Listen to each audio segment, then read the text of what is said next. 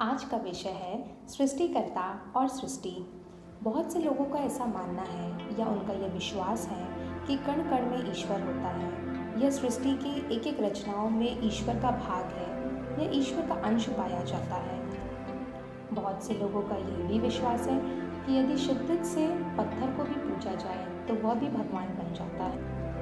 आज दुनिया की विभिन्न जगहों में लोग अपनी सृष्टि अर्थात पृथ्वी में पाए जाने वाले सूरज, चांद, सितारे, जीव जंतु, पेड़ पौधे, इन सब की उपासना या इनकी पूजा करते हुए पाए जाते हैं। तो सबसे बड़ा सवाल यह उठता है कि यह जो सृष्टि है, क्या यही ईश्वर है या फिर सृष्टि के ऊपर भी कोई है, या फिर सृष्टिकर्ता जिसने इस सृष्टि को बनाया है वह दोनों एक ही हैं या अलग अलग हैं। आइए हम इन सभी बातों का, प्रश्नों का उत्तर जानेंगे बाइबल से कि इन सभी विषयों में बाइबल क्या कहती है। बाइबल ऐसा बताती है कि परमेश्वर का अस्तित्व सृष्टि से पहले से ही है और परमेश्वर ने ही सृष्टि की रचना की है। इसे हम पढ़ते हैं उत्पत्ति 1:1 में, जहाँ पे इस प्रकार लिखा हुआ है, आदि में परमेश्वर ने आकाश और पृथ्वी की सृष्टि की। इसीलिए परमेश्वर अपनी सृष्टि से अलग और सर्वोच्च है। परमेश्वर ने सब मनुष्यों की रचना की और इसी उत्पत्ति के पहले अध्याय में हम बारी बारी से पढ़ते हैं कि परमेश्वर ने किस प्रकार जीव जंतु, पेड़ पौधे, जल, थल, पानी और सभी चीज़ों को बनाया। परमेश्वर ने आकाश में चांद, तारे, सूरज, इन सभी चीज़ों की भी रचना की। इसलिए बाइबल साफ बताती है कि सृष्टिकर्ता अपनी सृष्टि से भिन्न है और वह उससे पहले से ही अस्तित्व में है और परमेश्वर ने ही सृष्टि की रचना की है। इसीलिए परमेश्वर अर्थात सृष्टिकर्ता और सृष्टि दोनों भिन्न हैं। यद्यपि परमेश्वर ने सृष्टि और मनुष्य दोनों की ही रचना की और मनुष्य को सृष्टि पर अधिकार दिया कि वह उसकी रखवाली करे और उसमें फूले फले, और परमेश्वर ये बातों को पहले से ही जानते थे कि मनुष्य सृष्टि की भयंकर और अद्भुत रचनाओं को देखकर अपने मन में बिगड़ जाएगा या वो उसकी उपासना करने लग जाएगा। इसलिए परमेश्वर ने अपनी जाति, जो कि इजरायली जाति है, उसको नियम और विधियां सिखाई और उनको सावधान भी किया। आइए हम वचनों से जानते हैं कि परमेश्वर ने सृष्टि को पूजने से या उसकी उपासना करने से क्यों मना किया।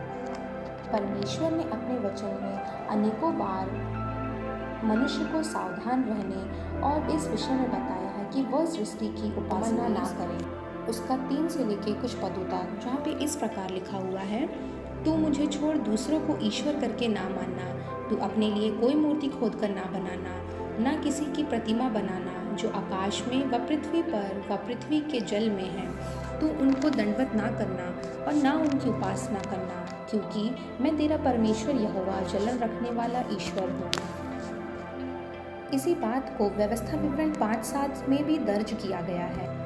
आइए पढ़ते हैं व्यवस्था विवरण 4:15-16। इसलिए तुम अपने विषय में बहुत सावधान रहना, कहीं ऐसा ना हो कि तुम बिगड़ कर चाहे पुरुष चाहे स्त्री के, चाहे पृथ्वी पर चलने वाले किसी पशु, चाहे आकाश में उड़ने वाले किसी पक्षी के, चाहे भूमि पर रेंगने वाले किसी जंतु, चाहे पृथ्वी के जल में रहने वाली किसी मछली के रूप की कोई मूर्ति खोद कर बना लो।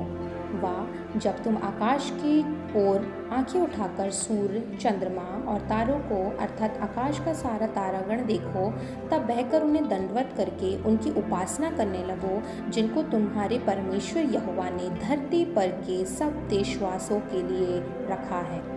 व्यवस्था विवरण 11:16। इसलिए अपने विषय में सावधान रहो, ऐसा ना हो कि तुम्हारे मन धोखा खाएं और तुम बहक कर दूसरे देवताओं की पूजा करने लगो और उनको दंडवत करने लगो। मूर्तियों का अस्तित्व ही है क्या, इस बात को भजनकार ने बहुत ही सुंदर रीति से बताया है, जिसे हम पढ़ सकते हैं भजन संहिता 115। हमारा परमेश्वर तो स्वर्ग में है, उसने जो चाहा वही किया है। उन लोगों की मूर्ति सोने चांदी ही की तो है, वे मनुष्य के हाथ की बनाई हुई है। उनके मुंह तो रहता है परंतु वे बोल नहीं सकती, उनकी आंखें तो रहती हैं परंतु वे देख नहीं सकती, उनके कान तो रहते हैं परंतु वे सुन नहीं सकती, उनके नाक तो रहती है परंतु वे सूंघ नहीं सकती, उनके हाथ तो रहते हैं परंतु वे स्पर्श नहीं कर सकती, उनके पाँव तो रहते हैं परंतु वे चल नहीं सकती और अपने कट से कुछ भी बोल नहीं सकती। जैसे वे हैं वैसे ही उनके बनाने वाले हो जाएंगे और उन पर सब भरोसा रखने वाले भी वैसे ही हो जाएंगे। भजन संहिता 136 का 4, 6, 7। उसको छोड़कर कोई बड़े बड़े आश्चर्य कर्म नहीं करता, उसकी करुणा सदा की है।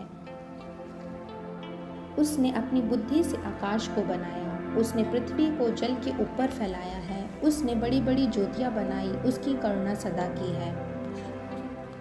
इन आयतों से पता चलता है कि केवल यहोवा ही एकमात्र सृष्टि करता है। भजन संहिता 147 का 7, 8 और 9। धन्यवाद करते हो यहोवा का गीत गाओ, वह आकाश को मेघों से छा देता और पृथ्वी के लिए मेघ की तैयारी करता है और पहाड़ों पर घास उगाता है। वह पशुओं को और कौवों के बच्चों को जो पुकारते हैं आहार देता है। यशाया 40 का 19। तुम ईश्वर को किसके समान बताओगे और उसकी उपमा किससे दोगे? मूरत कारीगर ढालता है, सोनार उसको सोने से मढ़ता और उसके लिए चांदी की साँकलें ढालकर बनाता है। जो कंगाल इतना अर्पण नहीं कर सकता, वह ऐसा वृक्ष चुन लेता है जो ना घुने। तब एक निपुण कारीगर ढूंढकर मूरत खुदवाता और उसे ऐसा स्थिर कराता है कि वह हिल ना सके। मूरत केवल मनुष्य द्वारा बनाई गई रचना है। यशाया 44 का 9। जो मूरत खोद कर बनाते हैं वे सब के सब व्यर्थ हैं और जिन वस्तुओं में वे आनंद ढूंढते हैं उनसे कुछ लाभ ना होगा। उनके साक्षी ना तो आप कुछ देखते और ना कुछ जानते हैं, इसलिए उनको लज्जित होना पड़ेगा। यशाया के इसी अध्याय में आगे बताया गया है कि किस प्रकार कारीगर ढाल कर मूर्तों को बनाता है। वो इसके लिए देवदारों की, वनों की, वृक्षों की लकड़ियाँ इस्तेमाल करता है और उसी लकड़ियों से वह रोटी भी बनाता है, उसी लकड़ियों से वह मूरत भी बनाता है। वह अपने घर में मूरत को रखकर सजाकर उनकी उपासना करता है।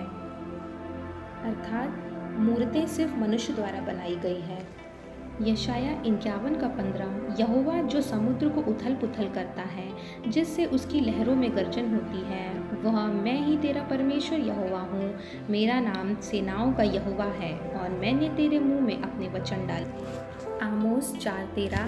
देख पहाड़ों का बनाने वाला और पवन का सृजने वाला और मनुष्य को उसके मन का विचार बताने वाला और भोर को अंधकार करने वाला और जो पृथ्वी के ऊंचे स्थानों पर चलने वाला है, उसी का नाम सेनाओं का परमेश्वर यहोवा है।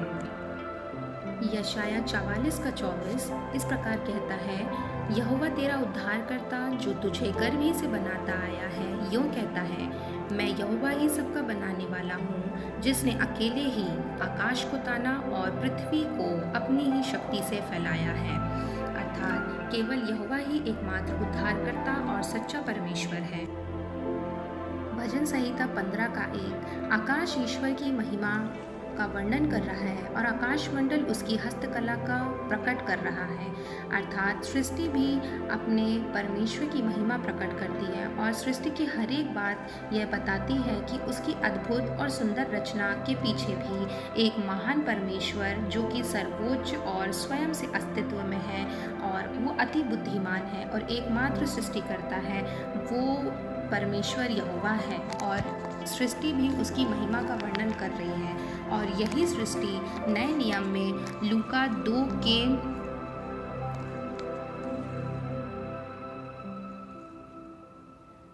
13 और 14 आयत में इस प्रकार कहती है कि आकाश में परमेश्वर की महिमा और पृथ्वी पर उन मनुष्यों में जिनसे वह प्रसन्न है शांति हो। अर्थात यीशु मसीह के जन्म के समय यह सृष्टि यीशु मसीह का गुणानुवाद कर रही थी, उसकी उसकी हस्तकला और उसकी प्रशंसा कर रही थी, क्योंकि यहोवा परमेश्वर ही यीशु है और वही एकमात्र सृष्टिकर्ता और सबों को बनाने वाला है।